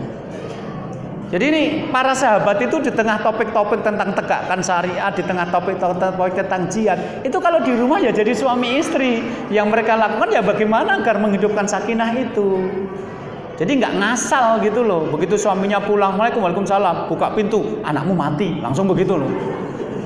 Oh kamu yang membunuh, kan aku tinggal bersama kamu. Itu. Jadi ada caranya bagaimana mengelola perasaan agar sakinah, dan ini manajemen hati. Jadi orang-orang menikah itu nanti kalau tidak bisa merawat hati pasangan, ya meskipun dia kaya, meskipun tampan, bisa jadi istrinya makan hati karena nggak terawat dengan baik. Yang terakhir, untuk menghadirkan sakinah itu adalah punya waktu untuk bersama-sama keluarga. Jadi dalam satu hari 24 jam itu ada berapa menit yang memang kita khususkan untuk keluarga. Kenapa? Karena penduduk surga saja itu digambarkan dalam surat As-Saffat ayat 50 dengan kalimat fa'aqbala ba'du mala ba'di yatasaalun. Mereka duduk berhadapan-hadapan kemudian saling bercakap-cakap. Jadi orang yang masuk surga, yang mau cari hiburan itu semuanya tersedia dalam kualitas yang paripurna, itu masih menganggap bahwa kumpul bareng keluarga itu sesuatu yang mahal. Maka mereka nanti ketika tinggal di surga masih ada waktu-waktu ketika mereka duduk berhadapan-hadapan kemudian berbincang-bincang dengan keluarga. Jadi kalau Anda memang pengen keluarga Anda baik, sekarang entah sehari sekali setengah jam makan malam bersama, ataukah entah nanti pas hari Ahad libur bisa pergi kemana bareng-bareng, datang pengajian, pulangnya nanti makan bareng bersama keluarga, terserah. Tapi waktu untuk keluarga ini termasuk penting. Nanti kalau takdirkan saya bisa sowan lagi ke sini pada kesempatan yang lain, mungkin bisa saya terangkan bagaimana mengelola kebersamaan dalam keluarga itu. Jadi intinya ada 4 poin ini yang saya sarikan dari pengalaman saya sebagai konsultan keluarga. Apa hal-hal sepele, kecil tapi diabaikan orang sehingga rumah tangganya ya tidak bisa sakinah. 1, terimalah suamimu, istrimu apa adanya. 2, perbanyaklah ketaatan bersama dia. 3, jagalah perasaan atau hatinya. 4, milikilah waktu bersama. Coba praktekkan aja ini dulu. Sampai berapa bulan lagi sampai saya datang, kemudian lihat perubahan yang terjadi dalam keluarga Anda. Jadi sekali lagi mengelola rumah tangga itu ilmunya kecil-kecil, sepele-sepele, tapi karena itulah disepelekan orang. Begitu kita kasih tahu rumusnya, alah sepertinya cuma itu, tapi betul. Rumah tangga yang bermasalah itu ya memang tidak mempraktekkan ini gitu loh. Sudah punya istri, punya suami, masih membayangkan orang lain. Dia ingat peribahasa rumput tetangga kelihatan lebih hijau. Yang dia tidak tahu rumput tetangga itu plastik, maka hijau terus gitu loh. Jadi banyak suami atau istri itu membandingkan dengan orang lain. Alih-alih menerima pasangannya, suka membandingkan. Kamu kok kayak nggak kayak Bu RT toh? Jawab aja. Kamu juga nggak kayak Pak RT, gitu aja. Gitu loh. Kamu kok nggak kayak istrinya Pak Ustadz? Kamu juga bukan kayak Ustadz kan, gitu aja. Begitulah, gitu loh. ya. Kemudian tadi memperbanyak ketaatan, karena ini adalah inti ketaatan kepada Allah, inilah yang menjadi inti sakinah, begitu seterusnya. Oke, sampai jam 8:30 nanti kita pakai untuk sesi dialog atau tanya jawab. Kalau mungkin ada yang mau ditanyakan, saya persilahkan. Saya kembalikan dulu kepada pembawa acara. Assalamualaikum warahmatullahi wabarakatuh. Demikian teman sekalian, pemahaman dari Ustaz, beberapa poin-poin jurus-jurus bagaimana untuk meraih sakinah mawaddah warahmah. Teman sekalian, 3 kalimat ini sering kita dengarkan terutama di acara akad nikah ini, menjadi doa ini ayat ini, sakinah mawaddah warahmah. Tapi masalah dalam prakteknya kita bisa mengukur sendiri dalam kondisi kita sudah sekian tahun kita berkeluarga, bahkan ada yang sudah keluarga sudah perkawinan perak, ada yang mungkin emas dan lain-lain. Sejauh mana sakinah mawaddah warahmah kita? Tapi masya Allah, kita saksikan di dunia luar ini pacarannya bertahun-tahun, tapi kadang-kadang nikah baru itu kan seumur jagung kadang-kadang. Maka kita ini bertanda dengan pengadilan agama, nggak jauh dari sini sampai kuburan Mortado itu. Itu masalah kalau jamaah sekalian menyaksikan hari-hari nggak pernah sepi. Bagaimana kasus perceraian? Maka jamaah sekalian, pada malam hari ini kita berusaha bagaimana dandani atau memperbaiki kondisi keluarga kita supaya yang kita cita-citakan sakinah mawaddah warahmah. Jamaah sekalian, beberapa pertanyaan. Mungkin nanti ada pertanyaan yang sama dan mungkin ada yang beda. Maka di sini sudah terkumpul diantaranya dari ibu-ibu. Sebelum dari ibu-ibu, sambil nanti saya seleksi. Dari mungkin bapak-bapak bisa langsung pakai speaker aja kalau tidak usah tertulis. Tapi kalau ibu-ibunya tertulis, nanti sambil saya seleksi. Pada. Assalamualaikum warahmatullahi wabarakatuh. Langsung aja Ustaz. Bagaimana mengatasi suatu keluarga ini ada pasangan masih muda, sama-sama bekerja, tetapi bekerja di provinsi yang berbeda. Nah, ini masing-masing mempertahankan tidak bisa pindah tempat karena si perempuan ini sudah mempunyai, melihat suaminya sudah ada bibit-bibit yang kurang baik, sehingga untuk meninggalkan pekerjaannya tidak mau, sehingga masing-masing bertahan seperti itu. Gimana menurut Kasih?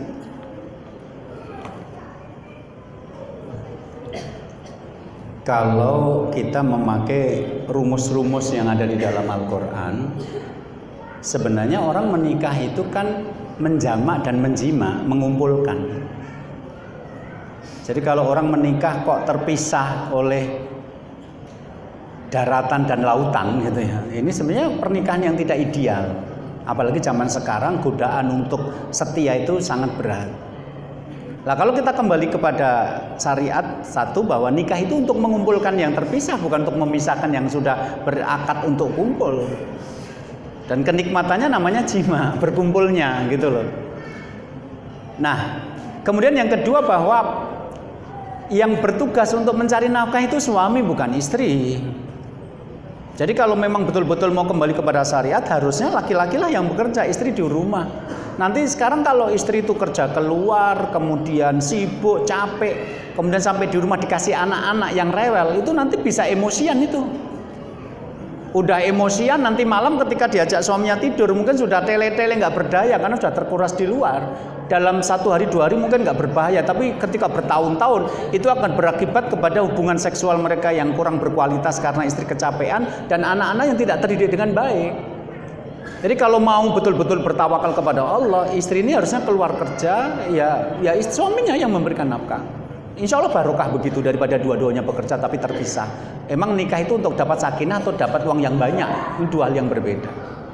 Kemudian yang ketiga, sebenarnya tugasnya suami itu memberikan nafkah dan menyediakan tempat tinggal.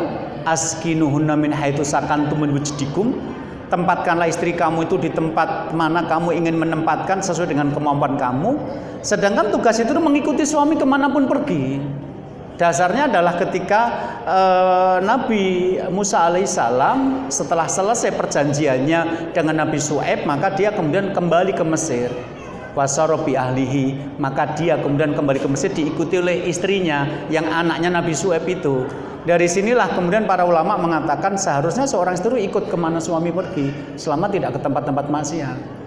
Jadi kalau mau kembali kepada syariat, sekarang sadarkan suami untuk bertanggung jawab secara nafkah. Kedua, kalau memang mau barokah, istri ini ikut suami, jangan terpisah. Kalau memang di tempat istri sana peluang pekerjaannya lebih bagus, kenapa tidak suami yang pindah ke sana? Tapi intinya mereka ngumpul gitu loh. Tapi kalau mereka memang ditakdirkan terpisah, sebenarnya rumus dasarnya adalah istri ikut suami, bukan suami ikut istri. Nah, tapi ini jawaban umum, jawaban kasus per kasusnya ya tadi, si istri sudah mencurigai suaminya akan melakukan tindakan-tindakan yang tidak bertanggung jawab, sebatas apa tindakannya itu nanti akan merubah hukum asli ini. Tapi hukum aslinya adalah suami yang mencari nafkah, suami yang mencarikan tempat tinggal, suami yang menempatkan istri di rumah, istri ikut kemana suami pergi. Ini rumus umumnya. Adapun nanti ada jawaban yang berbeda, itu tergantung pada variabel-variabel yang mengikutinya. Wallahualam bisawab. Jadi nanti ini jawaban umum, tuh jawaban khususnya harus tahu kerjanya di mana, kerjanya apa, penghasilannya berapa. Maaf, jangan-jangan sebenarnya suami itu penghasilannya sudah cukup banyak tapi istri masih kurang gitu loh. Atau memang suaminya pekerjaannya nggak tentu, kadang dapat kadang enggak. Lah mungkin pilihannya bukan istri ikut suami, tapi suami yang pindah ke tempat istrinya sana, kemudian dia cari kerja di sana. Tapi kalau udah nanti mapan, tetap istrinya bisa sebaik mungkin keluar. Terutama kalau udah punya anak-anak kecil. Sebab nanti kalau punya anak kecil di bawah 7 tahun, itu sebisa mungkin jangan dipindahkan ke orang lain.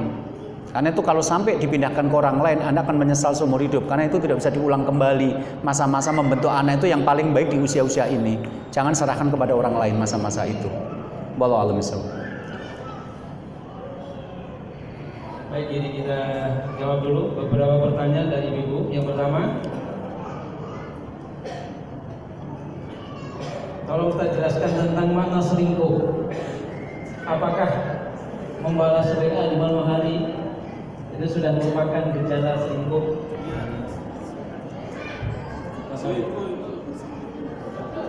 Makna selingkuh. Selingkuh itu bahasa Indonesia. Ya, bahasa Indonesia. Artinya kalau Anda mau cari, ya carilah ke dalam kamus besar bahasa Indonesia. Ya. Oke, saya carikan karena saya membawa. Oke. Kamus besar bahasa Indonesia mengatakan selingkuh adalah suka menyembunyikan sesuatu untuk kepentingan sendiri, tidak berterus terang, tidak jujur atau curang atau serong. Kemudian suka menggelapkan uang atau korupsi dan suka menyeleweng. Jadi kalau dari definisi ini berarti kalau suka WA-an sama orang lain disebut selingkuh. Iya, secara bahasa. Tapi kalau selingkuh yang dimaknai adalah berzina, maka ini hanya pembukaan menuju zina besar. Ini zina kecil gitu loh. Terus pertanyaan saya, Anda nanya selingkuh itu mau apa? Mau ngomong sama suami itu kan kamu selingkuh gitu loh. Karena suaminya WA-an sama perempuan lain, nggak usah menjelaskan arti selingkuh. Anda coba mengatakan itu pekerjaan tidak penting, wahai suamiku, kau sudah punya aku masih bermesra-mesra dengan yang lain. Itu mau selingkuh, mau selangkah, mau apa nggak penting. Yang penting itu tidak baik kamu lakukan gitu loh. Karena kamu sudah menikah dan tadi sudah saya sampaikan kalau kamu pengen sakinah harusnya fokusnya pada diriku sebagai istrimu yang sah, bukan sama mantanmu. Kasihan kamu mikir mantanmu aja nggak mikir kamu gitu loh. Jadi ini pekerjaan yang sebenarnya tidak berguna. Selingkuh secara umum maknanya adalah melakukan hubungan perzinahan. Tapi kalau secara bahasa orang WA-an disembunyikan itu sudah selingkuh. Seperti yang tadi kita lihat di Kamus Besar Bahasa Indonesia. Bukan hanya saya menemukan chat-chatnya laki-laki dengan perempuan lain selain istrinya itu sudah pakai ayah bunda coba, mama papa coba Anda bayangkan. Ke istrinya tidak nyebut bunda, tapi kepada temannya nyebut bunda. Ya. Terus kemudian ketika ditanya sama istrinya, kenapa kamu nyebut bunda-bundaan sama yang lain? Apa jawabannya? Aku tuh biasa. Lah kalau itu biasa, kenapa tidak kepadaku? Kenapa kepadaku malah nggak biasa gitu loh. Ada seorang istri itu selama 16 tahun itu belum pernah dipanggil namanya oleh suami. Saya pengen mendengar nama saya disebut suami, belum pernah dalam 16 tahun pernikahan. Nah, saya tanya lah, kalau suami menginginkan Anda misalnya minta bantuan nyetrika baju atau nyiapkan makanan, itu nyebut siapa namanya? Bikinkan minum, siapkan makan. Itu 16 tahun Pak. Sementara ketika cacatan dengan perempuan lain itu bisa bunda keluar, mama keluar coba. Jadi kan aneh. Jadi maksud saya bukan pada bahasanya apa sih arti selingkuh, tapi lebih kepada perbuatannya. Itu tidak layak dilakukan oleh orang yang sudah menikah. Kalau kamu memang masih seperti itu, mending tidak usah menikah, sehingga kamu merasa tidak ada yang memiliki, sehingga pada semua orang kamu bisa tebar-tebar janji, terserah Anda penuhi atau tidak gitu loh. Tapi kalau sudah punya istri, harusnya fokusnya sekarang pada ketaatan, pada mendidik anak, pada menyiapkan materi, karena sekolah sekarang juga tidak murah, pada memperbanyak ibadah kepada Allah, karena mungkin sebentar lagi kita mati, umur kita nggak tahu juga berapa yang tersisa gitu loh. Jangan main yang aneh-aneh, sebab kalau kamu bermain api kamu akan terbakar, dan kalau kamu bermain duri kamu akan tertancap. Wallahu a'lam bishawab. Berikutnya 2 pertanyaan sekaligus. Sering terjadi keributan di rumah suami istri, terutama menempatkan ketaatan kepada suami dan ketaatan kepada orang tua. Ini supaya mohon dijelaskan. Yang kedua sekaligus saya berbareng, ada orang yang menawari untuk mengajak berumah tangga tetapi menjadi istri yang kedua, lalu diajak diam-diam. Ketika ditanya apakah istri yang pertama ini dengar tahu apa enggak, sudahlah diam-diam saja katanya. Yang pertama, Rasul ditanya ayuna si'adamu haqqan 'alal mar'ati zaujuha wa ayuna si'adamu haqqan 'ala rajuli ummuhu. Rasul pernah ditanya, siapakah manusia yang paling besar haknya atas seorang perempuan? Suaminya. Dan siapakah orang paling besar haknya atas seorang laki-laki? Ibunya. Jadi ketika seorang perempuan dilamar laki-laki dan mau jadi istrinya, itu bukan cuma mau gaji nafkahnya setiap bulan, mau rumahnya, mau mobilnya, tapi juga mau kepemimpinannya. Ar-rijalu qawwamuna 'alan nisa. Nah, ketika terjadi ketaatan antara suami dengan orang tua bersamaan, maka Anda tetap memilih suami. Kalau tidak berbarengan silahkan, tapi kalau berbarengan Anda harus memilih suami, karena begitu Anda menerima laki-laki itu menjadi suami Anda juga menerima dia sebagai pemimpin Anda. Kalau Anda misalnya tinggal di rumah orang tua, istri, kemudian suami ngajak keluar, yuk kita pergi, kita mandiri, kita ngontrak sendiri. Terus Anda mengatakan nggak bisa, orang tuaku nyuruh aku tinggal di situ. Ya jangan menikah, tinggal aja sama orang tuamu nanti sampai mati sana, gitu loh. Karena kalau kamu sudah menikah, kamu punya kewajiban untuk taat sama suamimu. Hal yang tidak terjadi kalau kamu nggak punya suami. Jangan dibentur-benturkan. Dan saya yakin suami yang baik itu juga tidak akan mengajak Anda durhaka kepada orang tua, nggak mungkin. Jadi ini soal penempatan. Kalau tidak berbarengan, silahkan Anda mengatur waktu taat sama suami dan berbakti pada orang tua. Tapi kalau berbarengan, maka harus mendahulukan ketaatan kepada suami daripada ketaatan semua manusia di muka bumi ini, selama suami tidak ngajak maksiat kepada Allah. Penempatannya seperti itu. Kecuali dulu waktu nikah sudah berjanji, aku mau kamu jadi suamiku, tapi syaratnya kamu tinggal di rumah orang tuaku ini, dan laki-laki mengiyakan, lah dia terikat dengan perjanjian itu. Ya, tapi kalau tidak ada janji apa-apa, rumus umumnya seperti Safura mengikut kemanapun Musa membawanya pergi. Anda bayangkan dari Madian menuju Mesir, itu jalan kaki. Tapi dalam rangka mentaati suaminya sebagai pemimpin, dia lakukan. Begitulah perempuan yang soleha. Fasolehatu qonitatun. Maka perempuan yang soleha adalah perempuan yang taat pada suaminya dan kepada Allah. Kemudian yang kedua tadi berkenan dengan Dijadikan istri kedua tapi selalu diam-diam. Kalau dijadikan istri kedua oke aja sih, daripada menjanda sendiri juga berat gitu ya. Tapi kalau diem-diem sebaiknya jangan. Kenapa? Karena kalau diem-diem maka nanti pada saat suami mengunjungi Anda, dia akan bohong apa kepada istrinya. Kan bisa saja suami Anda mengatakan kepada istrinya bahwa aku nikah lagi. Terus istrinya mengatakan aku nggak setuju, nggak apa-apa. Tapi kalau aku aku pulang ke sini berarti aku ke rumah yang satunya gitu loh. Tapi kalau diam-diam istri pertama tidak tahu, maaf. Nanti kalau suami Anda pas menggilir Anda, dia mau cari alasan apa? Ingat, kebohongan itu akan disusul dengan kebohongan-kebohongan yang lain. Jadi kalau nanti Anda tidak ketahuan menikah dengan suami, bisa jadi suami akan melanggar syariat. Begitu datang ke rumah Anda, dia tidak mengaku, saya akan mengunjungi istriku yang lain. Kemana mas, kok nggak pulang?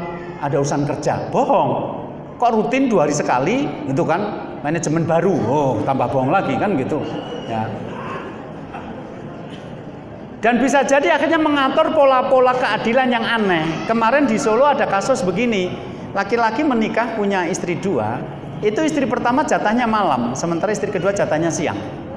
Padahal Rasulullah itu membagi yang namanya mabit, tidur di tempat istri itu ya maghrib sampai subuh. Nah, akhirnya apa Pak? Begitu suaminya meninggal dunia, istri kedua ini tidak diakui. Jadi dia datang melayat jenazah suaminya, megang aja nggak bisa. Karena ketika dia mengatakan, saya istrinya, kata siapa? Nggak ada bukti. Loh, saya dinikahi, kapan? Wong suami saya tiap malam tidur di rumah. Saya nggak pernah menemukan suaminya tidur di tempat lain. Padahal suaminya tidurnya siang hari. Nah, itu selain pernikahannya tidak diakui, bahkan jenazah suami sendiri nggak bisa megang, sampai kemungkinan besar tidak dapat warisan. Itu dolim. Jadi kalau laki-laki yang nggak berani ngomong sama istrinya, aku nikah lagi, Anda jangan jadi istri kedua dari laki-laki kayak gini. Anda dianggap merusak rumah tangga orang. Itu namanya pelakor, itu kayak gitu. Dan Anda sulit menuntut keadilan. Padahal kalau Anda menjadi istri kedua, itu hak Anda sama dengan istri pertama. Jadi dia tidur di sana 1 hari, tidur di Anda juga 1 hari. Dia belikan rumah, Anda juga belikan rumah. Dia belikan mobil, Anda juga belikan mobil. Lah, keberadaan Anda dianggap tidak ada kok. Maka secara syariat mungkin pernikahan Anda halal, tetapi untuk menciptakan sakinah itu berat. Karena apa? Ini dibangun atas kebohongan. Jadi pernikahan itu disembunyikan. Dan ini berbahaya. Jadi salah satu tanda laki-laki itu siap menikah lagi adalah ketika dia ngomong sama istri pertama. Ngomong loh ya, bukan minta izin. Karena tidak ada izin istri pertama. Tapi ngomong, aku mau menikah lagi. Aku nggak setuju, aku setuju. Gitu aja. Gitu. Nah sekarang tinggal dibuktikan keadilannya. Aku mau ke sana 2 hari karena kemarin aku sudah di sini 2 hari. Kalau tidak, berarti Anda tidak adil. Nah kalau Anda tidak ada, istri pertama nggak tahu Anda ada, suami Anda datang ke tempat Anda mesti curi-curi waktu dan itu menjadi tidak adil. Nanti pas sedang ngetes sama Anda di balik istrinya, Mas kamu di mana? Cepet pulang, langsung pamit. Istriku pertama memanggil. Emang dia Tuhan baru apa? Kan Anda punya hak jadi istrinya untuk bersikap adil. Nggak bisa, kamu di sini sampai besok pagi. Nggak, istri pertamaku manggil. Kok ketakutan banget sih sama istri pertama? Monster dari apa dia? Jadi ini nggak fair. Menurut saya, kalau saran saya, jangan mau Anda disembunyikan. Memang barang simpanan apa? Gitu loh. Jadi kalau Anda mau gentle malah nanya, boleh nggak aku ketemu dengan calon istrimu? Aku boleh nggak aku ketemu dengan istrimu? Biar aku bicara. Suamimu terlalu tampan untuk punya istri hanya 1 gitu loh. Sayang gitu. Saya kemarin di Solo bikin satu seminar yang bikin rame di mana-mana. Judulnya, Ukhti, izinkan aku mencintai suamimu. Bikin rame Pak itu. Padahal itu cuma judul yang buat panitia. Istrinya nggak kayak gitu sebenarnya. Tapi orang kadang-kadang nggak ikut acara, merasa lebih pintar daripada ustadznya. Akhirnya dikomentari negatif-negatif. Biar saja, itu cara Allah mencuci dosa-dosa saya. Biarkan mereka nggak datang majelis, nggak dengarkan penjelasannya, kok langsung menghukumi hanya dari judul. Padahal saya cuma ya seperti ini kan yang ngasih judul panitia. Saya cuma datang ke sini, kemudian dikasih judul begini, tolong terangkan. Judulnya adalah mewujudkan keluarga atau rumah tangga sakinah mawaddah warahmah. Kan saya nggak ada urusannya dengan judul ini sebenarnya. Gitu. Tapi ya sudahlah. Banyak orang yang tidak dewasa, tidak datang ke kajiannya pun ternyata merasa sudah paham isinya. Nah itu luar biasa. Ilmunya ilmu laduni, di batin sudah paham gitu loh. Wallahu a'lam bishawab. 3 pertanyaan dari ibu terakhir. Bagaimana suami yang tidak mengizinkan istri mau keluar rumah termasuk kebutuhan menuntut ilmu atau mengaji? Kemudian sering seorang mengukur public figure ini menjadi ukuran seperti para artis yang sudah katanya hijrah, tapi masih menampilkan cara-cara yang arogan ketika mungkin tadi bermesraan dengan mantan pacarnya segala macam, sehingga sering menjadi contoh bagaimana yang mencegah itu. Yang ketiga, ada sikap suami istri yang sudah jatuh talak 3, tetapi urusan campur ini kok masih berlanjut, ini bagaimana Ustaz? Jadi mohon penjelasannya. Anda bertanya kadang saya satu-satu, kenapa sih langsung 3, saya jadi lupa semua pertanyaannya.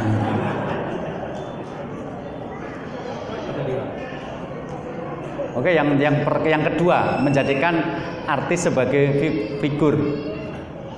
Ya Allah, jangankan artis, Rasulullah saja itu yang mengidolakan terbatas. Laqad kana lakum fi Rasulillah uswatun hasanah. Sungguh sudah ada teladan yang baik pada pribadi Rasulullah. Untuk siapa? Untuk semua orang? Bukan. Liman kana rajulullah wa yaumal akhir wa taqwa katsira. Ternyata Rasul itu akan dijadikan teladan oleh mereka-mereka yang mengingat Allah, ya, yang beriman kepada Allah dari akhir dan mengingat Allah banyak-banyak. Jadi tidak semua orang mengidolakan Rasul. Untuk mereka-mereka yang mencintai kesenangan dunia, jelas bukan Rasulullah yang dijadikan idola atau keteladanan. Nah, hari ini kita hijrah, idola kita Rasulullah. Betul-betul kita hijrah mengidolakan Rasul karena kita ingin selamat dunia dan akhirat. Lah kalau Anda justru mengidolakan para artis, Anda tersesat.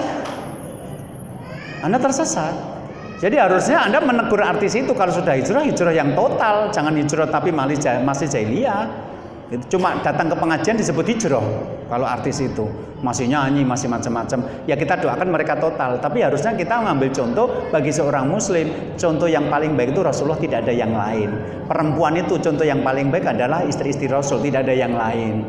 Di luar itu kalau mau ngasih contoh adalah para sahabat. Karena para sahabat adalah manusia terbaik setelah para nabi. Muter-muternya di situ. Kemudian yang kedua, kalau sudah menjadi talak 3, ya sudah, berarti sudah talak bain kubro, nggak bisa ketemu lagi, nggak bisa kumpul lagi. Kalau Anda kumpul, itu statusnya sebagai tamu.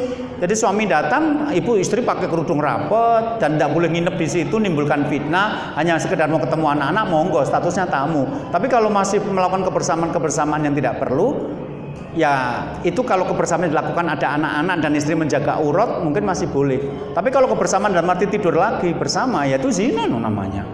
Harus dijelaskan kebersamaan yang mana gitu kan. Kalau masih tidur lagi itu zina karena atau laku marotani, talak yang bisa rujuk itu cuma 2 kali. Nanti kalau sudah ditalak yang ketiga sudah nggak bisa rujuk lagi, itu sudah orang asing, sudah mantan istri dan bukan siapa-siapa lagi. Oke, yang pertama tadi. Iya.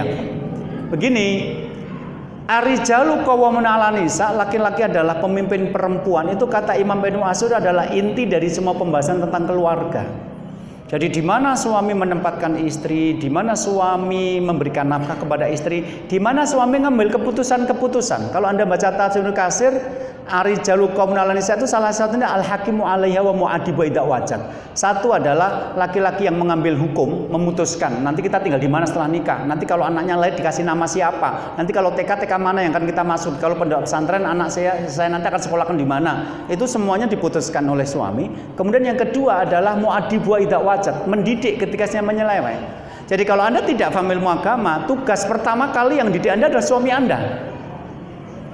Nah, kalau ternyata suami Anda bukan seorang ustadz, tidak punya ilmu agama yang cukup, Anda tinggal ngomong, ya izinkan aku untuk menuntut ilmu. Jadi kalau suami Anda tidak mengizinkan, tapi dia ngajari Anda ilmu, berarti kan dia sudah menjalankan kewajibannya mendidik Anda.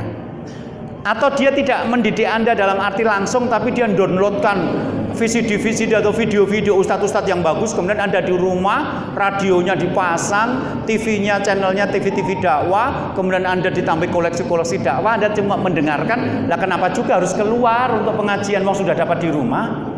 Karena kadang-kadang ibu-ibu itu berangkat pengajian, gosipnya lebih banyak daripada catatannya, gitu loh. Tidak semua perempuan pengajian itu pulang ke rumah lebih solehah. Ada beberapa bapak-bapak yang ngomong kepada saya, istrinya sejak pengajian jadi semakin pinter berdebat dengan dalil gitu loh. Jadi suami Anda itu keterlaluan kalau dia tidak memberi fasilitas pengilmuan dan pendidikan kepada Anda.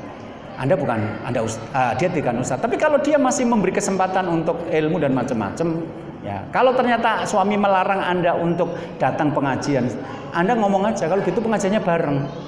Bawalah aku kemanapun kau pergi ikut pengajian gitu loh. Kan pengajian seperti tema keluarga seperti ini kan suami istri boleh ikut semua. Nah siapa tahu nanti ini ada pengajian rutin tentang keluarga, terus pas pengajian keluarga Anda sama suami datang bareng. Karena kalau sendirian tidak diizinkan, kalau bareng harusnya diizinkan.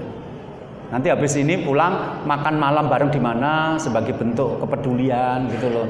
Jadi nanti kalau mau berangkat pengajian malah ngomong nggak usah masak, nanti aja habis pengajian nanti aku tak traktir kamu di mana di restoran yang kamu tunjuk sendiri gitu loh. Ya, kenapa tidak? Nanti pas pembahasan tentang keseimbangan dalam hidup berkeluarga, salah satu materi keseimbangan itu adalah menikmati kesenangan yang halal. Jadi kalau Anda orang beriman tapi nggak pernah keluar, nggak pernah menikmati kesenangan yang halal, nanti juga jadi tidak seimbang. Jadi ada waktu-waktu ketika Anda nanti juga menikmati kesenangan yang halal. Salah satunya adalah Rasulullah pernah menghadiri undangan makan malam bersama Aisyah. Jadi makan malamnya di rumah tetangga, diundang. Itu menunjukkan tidak semuanya harus ada di rumah gitu. Tapi itu butuh penjelasan yang panjang. Saya tidak tahu apakah ini pertama dan terakhir buat saya hadir di sini gitu loh, atau pertama dan ada kedua, ada ketiga, saya nggak tahu, Pak.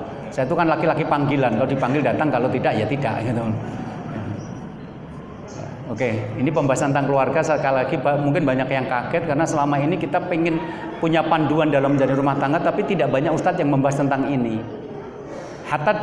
Saya dari Solo, Jawa Tengah, tapi bukan hanya Solo, saya keliling Indonesia dan ternyata seluruh Indonesia materi-materi tentang keluarga termasuk yang jarang dikaji di dalam masjid-masjid besar sekalipun, di ibu kota provinsi sekalipun. Padahal ini materi yang sangat berhubungan dengan kehidupan kita sehari-hari. Mudah-mudahan bermanfaat kebersamaan kita pada malam hari ini. Lebih kurangnya saya minta dimaafkan kalau ada hal yang kurang berkenan. Dari saya cukup sekian. Assalamualaikum warahmatullahi wabarakatuh. Demikian yang sekalian, mohon maaf kita ada yang menyimpan pertanyaan dalam kesampaian. Jadi kalau kita layani tentu berlanjut terus-menerus karena keterbatasan waktu, maka justru pertemuan pertamanya undang penasaran, insya Allah nanti panitia atau kita sebagai DKM akan mengatur kelanjutannya. Terima kasih atas kesertaannya, semoga apa yang kita dengarkan memberikan bekal dan membantu kita sekalian. Kita tutup dengan doa kafaratul majlis. Subhanallah wa bihamdihi asyhadu an la ilaha illa anta astaghfiruka wa atubu ilaik. Assalamualaikum warahmatullahi wabarakatuh.